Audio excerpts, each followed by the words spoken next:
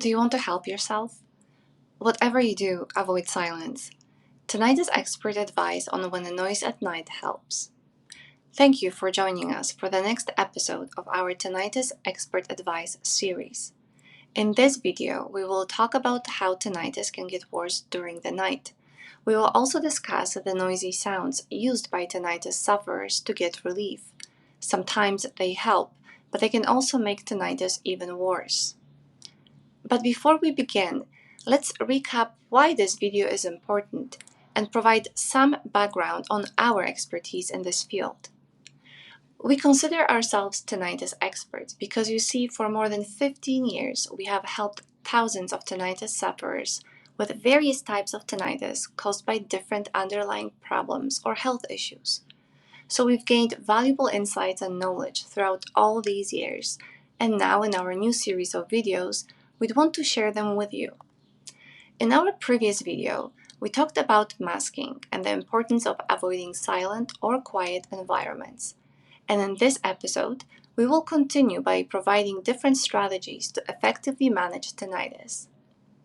To ensure you get all of our future videos, we encourage you to subscribe to our channel and leave comments on what topics you would like us to explore.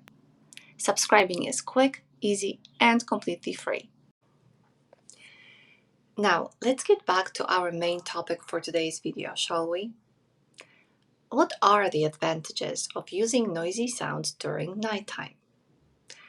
Please understand that exposure to sound is extremely important in most tinnitus therapies and specialized treatments, but what we will talk about is something much more straightforward than how noise is used in therapies. And let's keep in mind that noise exposure should never be used to mask or make tinnitus disappear. Instead, it should be used to introduce some activity within the auditory system. When your brain is busy and active, it has an effect on the tinnitus level and helps reduce tinnitus annoyance. So yes, we are talking about dividing brain attention between tinnitus presence and activity within the auditory system. The loudness of noise is used for this very purpose, to make your brain busy and active.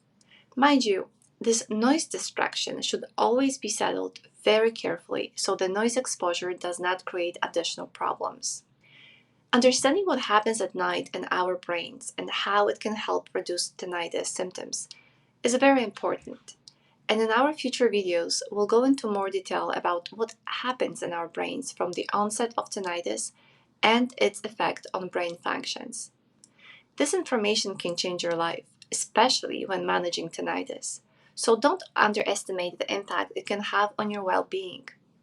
Consider subscribing to our channel to ensure you don't miss out on this valuable information.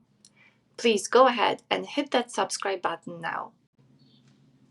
Let us focus now on the part of our brain that regulates our awareness and determines what is important and what is not at any given moment. Our brain thinks that tinnitus is important and feels driven to make noise and cause other symptoms that go along with it. Still, when some activities demand more attention, the brain does not have enough processing power to deliver tinnitus while also performing other tasks. When this happens, the brain may put these things ahead of tinnitus, making the tinnitus softer or even disappear for a while. But what happens when we are resting at night in bed? Well, not much really, and this is why tinnitus tends to amplify for worse, because not much is happening to change our brain's attention. As a result, tinnitus gets much worse, at least for most tinnitus sufferers, at nighttime. So, how can we help ourselves in this situation? One of the proven ways is to introduce some activity within our auditory system. You see, because our brain is connected to the auditory system, that's why providing it with something to engage with can be helpful. So feel free to use noise machines, pens, radio, TV, and phone applications to create background sounds. But be careful of the volume level. Pay attention to how loud the sound is. As we've discussed in our previous videos, it's important to know that you should never mask your tinnitus. We encourage you to watch this video again and review the content to ensure you'll gain maximum benefit from the information provided.